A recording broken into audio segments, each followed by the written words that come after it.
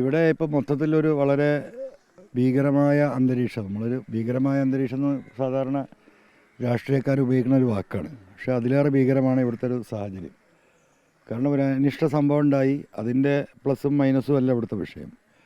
ഇതിലൊന്നും പെടാത്ത പാവപ്പെട്ട എന്താ പറയുക വീട്ടമ്മമാരെയും സഹോദരിമാരെയും ഒക്കെ രാത്രിയിലും പകലും ഒരു എന്താ പറയുക പോലീസിൻ്റെ ഒരു മാന്യതയും ഇല്ലാത്ത പ്രതികൾ അന്വേഷിച്ച് വരുന്നു എന്ന വ്യാജേനയുള്ള വരവാണ്. കാരണം പ്രതികൾ മാറി നിൽക്കുന്നു എന്നത് വസ്തുതയാണ്. വീട്ടിലൊരിക്കലും ഒളിച്ചിരിക്കില്ല എന്ന് പോലീസിനും അറിയാം. ഇത്രയും ദിവസമായിട്ട് അന്വേഷിച്ചിട്ട് അവർ ഈ പ്രദേശത്ത് കണ്ടിട്ടില്ല. പിന്നെന്തിനാണ് വീട്ടിൽ വന്ന് മുട്ടുന്നത്? ആ വീട്ടുകാരെ അറസ്റ്റ് ചെയ്യാൻ. ഒളിച്ചിരിക്കാൻ വീട്ടിൽ ഒളിച്ചിരിക്കില്ലല്ലോ ഇന്നത്തെ ഈ സാഹചര്യത്തിൽ. അപ്പോൾ ഇവിടെയുള്ള ജീവിക്കുന്ന മനുഷ്യരെ ഹറാസ് ചെയ്യുക എന്ന ഒരു ഗൂഢമായ ഉദ്ദേശം ഇതിൻ്റെ പിന്നിലുണ്ട്.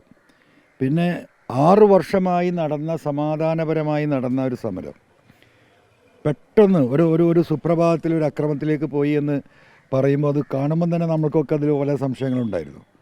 കാരണം ഇതൊരു ഓർഗനൈസ്ഡ് ആണോ? ഇതിൻ്റെ പിന്നിൽ വേറെ എന്തെങ്കിലും തരത്തിലുള്ള ഗൂഢാലോചന നടന്നിട്ടുണ്ടോ? സ്വാഭാവികമായിട്ടും ഈ സമരത്തുമായി ബന്ധപ്പെട്ട് നാട്ടുകാരും ആ സ്ഥലത്ത് പോയ സ്ത്രീകൾ 100-100ഓളം വീട്ടമ്മമാരപ്പോൾ ഞാൻ കണ്ടു. അവർ എന്നോട് ചോദിക്കുന്ന ചോദ്യം, ഞങ്ങൾ ഒരക്രമത്തിനാണ് പോകുന്നതെങ്കിൽ 6 മാസം 8 മാസം 3 മാസമായ കുഞ്ഞുങ്ങളെയും കൂട്ടിയിട്ടാണ് ഞങ്ങൾ കൂട്ടിയിട്ടാണ് പോയിരിക്കുന്നത്. ഞങ്ങളൊരു അക്രമത്തിന് പോകുമ്പോൾ 2 വയസ്സും 3 വയസ്സും 5 വയസ്സുള്ള മക്കൾ ഞങ്ങളെ കൂടെ ഉണ്ട്. അതൊക്കെ നമ്മൾ വീഡിയോയിൽ കണ്ടതാണ്. അപ്പോൾ ഞങ്ങൾ ഒരിക്കലും ഒരു അക്രമത്തിന് പോയിട്ട് ഞങ്ങളെ കൂടെയുള്ള ഒരു അക്രമം നടത്തിയിട്ടില്ല. അപ്പം ഇതിൽ ഒരു എന്താ പറയുക വളരെ വ്യക്തമായ ഒരു ഓർഗനൈസ്ഡ് എന്താ പറയുക സമരം പൊളിക്കാനുള്ള ഒരു പരിപാടി എന്തായാലും ഇതിൻ്റെ നടത്തിപ്പുകാർ നടത്തിയിട്ടുണ്ടെന്നത് വസ്തുതയാണ്. അത് അന്വേഷണം വഴി വരേണ്ടതാണ്. പക്ഷേ അത് അന്വേഷിക്കേണ്ട പോലീസിന് ഒരു പരിധി വരെ സംഭവങ്ങൾ അവർ വിശദീകരിക്കുമ്പോൾ നമുക്കൊക്കെ സംശയം തോന്നുന്നുണ്ട്. പോലീസിലൊരു വിഭാഗവും ഈ പറയുന്ന ഫ്രഷ് കട്ട് മുതലാളിമാരുടെ പക്ഷം ചേർന്നുകൊണ്ട് ഇതൊരു അക്രമാസക്തമായ സമരമായി ഇത് മാറ്റിയെടുക്കാൻ പരിശ്രമിച്ചിട്ടുണ്ടോ എന്നുള്ളതും അന്വേഷിക്കേണ്ടതാണ്. മറ്റൊരു കാര്യം നിങ്ങൾ മനസ്സിലാക്കേണ്ടത്, ഞാൻ മലപ്പുറം ജില്ലയാണ്. 16 ഇതുപോലെയുള്ള പ്ലാന്റുകളുണ്ട്, വേസ്റ്റ് മാനേജ്മെൻറ്റ് പ്ലാന്റുകളുണ്ട്. കോഴിക്കോട് ജില്ലയിൽ ഒറ്റൊന്നാണുള്ളത്. എന്താ കാരണം? ആരതിൻ്റെ പിന്നിൽ പ്രവർത്തിക്കുന്നത്? പുതുതായിട്ട് കൊടുത്ത എല്ലാ ആപ്ലിക്കേഷനും ഇവിടെ റിജക്റ്റ് ചെയ്യപ്പെട്ടു.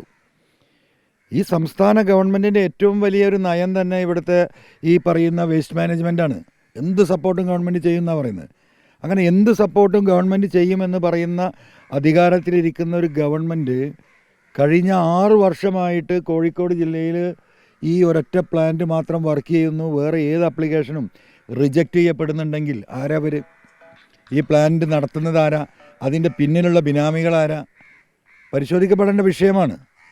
അതുകൊണ്ട് ഇതിൽ വലിയ രീതിയിലുള്ള മാൽ പ്രാക്ടീസ് ഇതിൻ്റെ പിന്നിൽ നടന്നിട്ടുണ്ട്. അത് ഈ വിഷയങ്ങൾ അത് കോടതിയുമായി ബന്ധപ്പെട്ട് കോടതിയിൽ കേസുകൾ നടക്കുന്നുണ്ട്. അതതിൻ്റെ മറ്റൊരു ഭാഗമാണ്. ഞാനതിൻ്റെ മണത്തിലേക്കും ബാക്കിയിലേക്കും ഒന്നും കിടക്കുന്നില്ല. അല്ല, പ്ലാന്റിന് ഒരു നഷ്ടം ഉണ്ടായിട്ടില്ല. പ്ലാന്റ് വർക്ക് ചെയ്യുന്നുണ്ടല്ലോ. അവിടെ പർപ്പസ്ഫുള്ളി കത്തിക്കാൻ വേണ്ടി കൊണ്ടിട്ട 50,000 25,000 വിലയുള്ള കുറച്ച് വാഹനങ്ങൾ അവിടെ കത്തിപ്പോയിട്ടുള്ളത് നമ്മളൊക്കെ ടെലിവിഷൻ കണ്ടുകൊണ്ടിരുന്നാണ്. തീ കൊടുക്കുന്ന ഒരാളെയും നമ്മൾ കണ്ടിട്ടില്ല. കാരണം ഒരു സംഘർഷം ഉണ്ടാകുമ്പോൾ അവിടെ തീ കൊടുക്കുമ്പോൾ നമ്മൾ അതും കൂടി ഷൂട്ട് ചെയ്യുന്നത്. പക്ഷേ ഫാക്ടറിയുടെ ചുറ്റുപാടിലുള്ള പലതും ഇങ്ങനെ കത്തിപ്പൊങ്ങുന്നത് മാത്രമാണ് കണ്ടത്. പോലീസ് ടിയർ ഗ്യാസ് പൊട്ടിക്കുമ്പോൾ ജനങ്ങൾക്ക് ഓടിക്കയറാൻ അവിടെ അഭയമുള്ളത് ആ ഫാക്ടറിയാണ്. ആ ഫാക്ടറിയുടെ മുന്നിൽ കൊണ്ടുപോയി നിർത്തിയിട്ടാണ് ടിയർ ഗ്യാസ് പൊട്ടിക്കുന്നത്. അപ്പോൾ ആളുകൾ സ്വാഭാവികമായിട്ടും ഒരു അഭയമുള്ള സ്ഥലത്തേക്ക് ഓടിക്കയറും. ആ ഓടിക്കയറുന്നത് ആക്രമിക്കാൻ വേണ്ടിയിട്ടാണ് ഓടിക്കയറിയത് ഇതിൻ്റെ അകത്തേക്ക് എന്നുള്ളത് വീഡിയോ കാണുമ്പോൾ സ്വാഭാവികമായിട്ട് നമുക്ക് തോന്നും. അതാ പറഞ്ഞത്, ഇതിനൊരു കഥയും തിരക്കഥയും സംവിധാനവും ഉണ്ടായിട്ട് അത് ഇംപ്ലിമെൻറ്റ് ചെയ്തിരിക്കുകയാണ്. ആ ഇംപ്ലിമെൻറ്റ് ചെയ്തതിൽ ഈ ഫ്രഷ് കട്ട് മുതലാളിമാരുടെ കൂടെ ആരാണ് അതിന് പങ്കാളി എന്നുള്ളതാണ് ഇവിടെ പുറത്തു വരേണ്ട അതുമായി ബന്ധപ്പെട്ടിട്ടുള്ള വിഷയം. അത് ഇപ്പോൾ ഒരു രാത്രി കൊണ്ടൊന്നും ഇവിടെ ഇരുട്ടാക്കാൻ കഴിയുമെന്നൊന്നും വിചാരിക്കേണ്ട. ഇപ്പോൾ ഗവൺമെൻറ്റിലെ സ്വാധീനം, പോലീസിലെ സ്വാധീനം, ഗവൺമെൻറ്റുമായി ബന്ധപ്പെട്ട് നിൽക്കുന്ന ചില രാഷ്ട്രീയ പ്രമാണിമാരുടെ സ്വാധീനവും സൗകര്യവും സമ്പത്തൊക്കെ ഉണ്ടാവും. അവരൊക്കെ പാർട്ട്ണർമാരുണ്ടായേക്കാം. അതൊക്കെ വെച്ചുകൊണ്ട് കാലാകാലം ഈ മനുഷ്യരെങ്ങനെ വട്ടം ചുറ്റിക്കാമെന്ന് അവർ വിചാരിക്കുന്നുണ്ടെങ്കിൽ അതൊന്നും കാലാകാലം നടക്കുന്ന കാര്യമല്ല. ഇതിനൊക്കെ ശക്തമായ തിരിച്ചടി, ഇതിൻ്റെ ഒരു സത്യാവസ്ഥ പുറത്തേക്ക് വരുന്ന ഒരു സാഹചര്യം കേരളത്തിൽ സംജാതമാകാൻ പോവുകയാണ്. 100%. ഇപ്പോൾ ഇവിടെ ജീവിച്ചിരിക്കുന്ന ആളുകളോട് നമുക്ക് പറയാനുള്ളത്, ഇതിന് പോലീസ് ഹറാസ്മെൻറ്റ് OP ഫയൽ ചെയ്യണം. രാഷ്ട്രീയക്കാരിൽ നിന്നും ഗവൺമെൻറ്റിൽ നിന്നും പോലീസിൽ നിന്നും ഒരു നീതിയും കിട്ടുന്നില്ല. എന്തിന്? സമരത്തിൽ പങ്കെടുത്തതല്ല, ഇവിടെ ജീവിക്കുന്ന ആളുകൾക്ക് ഇവിടെ ജീവിക്കാൻ. അതിന് ബഹുമാനപ്പെട്ട ഹൈക്കോടതിയെ സമീപിക്കുക ഇവിടുത്തെ അമ്മമാർ എന്നത് മാത്രമേ ഇതിന് താൽക്കാലികമായ പരിഹാരമുള്ളൂ. അതിനുള്ള സ്റ്റെപ്സ് അവർ എടുക്കേണ്ടതുണ്ട്. അതിനെക്കുറിച്ച് അവർ ലീഗൽ വക്കീൽമാരുമായി കൂടിയാലോചന നടത്തിക്കൊണ്ട് തീരുമാനമെടുക്കും.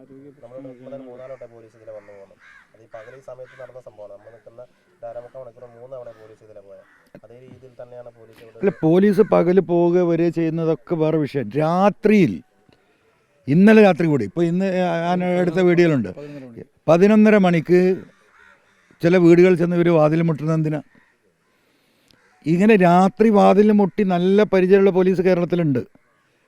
ഡാൻസ് ഓഫ് എന്ന് പറയുന്ന സംഘം, ഞാൻ ഈ അജിത് കുമാറും MR അജിത് കുമാറും സുജിത് ദാസിനെയും എതിരെ ഈ പ്രക്ഷോഭം നടക്കുമ്പം മലപ്പുറം ജില്ലയിൽ ഒട്ടനവധി അമ്മമാർ നമ്മളോട് പറഞ്ഞ പരാതിയാണ്. എന്താ പരാതി? MDMA കേസിൽപ്പെട്ട കുട്ടികൾ രാത്രി ചെല്ലുകയാണ് പോലീസ്, വാതിൽ മുട്ടാണ്. എന്ത് പറഞ്ഞിട്ട് വാതിൽ തുറക്കും, മകനെ രക്ഷപ്പെടുത്തി തരാം.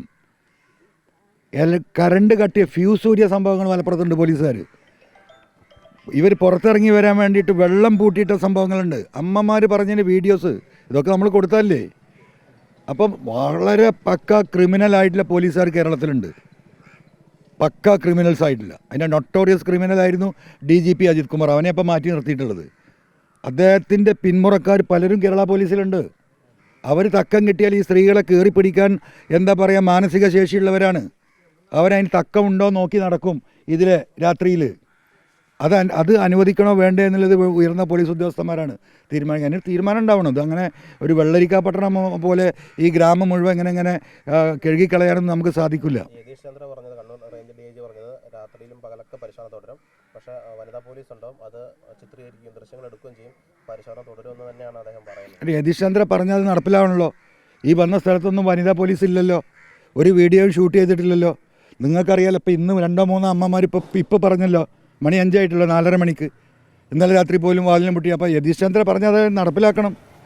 പിന്നെ പ്രതികളില്ലാന്ന് ഉറപ്പില്ല വീട്ടിൽ പോയിട്ട് ഈ സ്ത്രീകളും കുട്ടികളും ഉള്ളിടത്ത് മാത്രം പോയിട്ട് എന്തിനാ ഈ അക്രമം നടത്തുന്നത്? 63 കുട്ടികളാണ് ഇവിടെ സ്കൂളിൽ പഠിക്കുന്നത്. ആ HM-ൻ്റെ കത്ത് ഞാൻ കണ്ടു. 5 കുട്ടികളാണ് വരുന്നത്. സ്കൂൾ വർക്ക് ചെയ്യുന്നില്ല, മദ്രസ വർക്ക് ചെയ്യുന്നില്ല, പട്ടിണിയിലേക്ക് പോവുകയാണ് ഇവിടെ. അപ്പോൾ ഇതിന് സർക്കാരിന് ഉത്തരവാദിത്തമല്ലേ? സമരം വേറെ, ജനങ്ങൾക്ക് ജീവിക്കാൻ വഴി വേണ്ടേ? ഈ സ്ത്രീകളും കുട്ടികളും എന്ത് തെറ്റാതിൽ ചെയ്തത്? അതാണ് ഇവിടുത്തെ വിഷയം.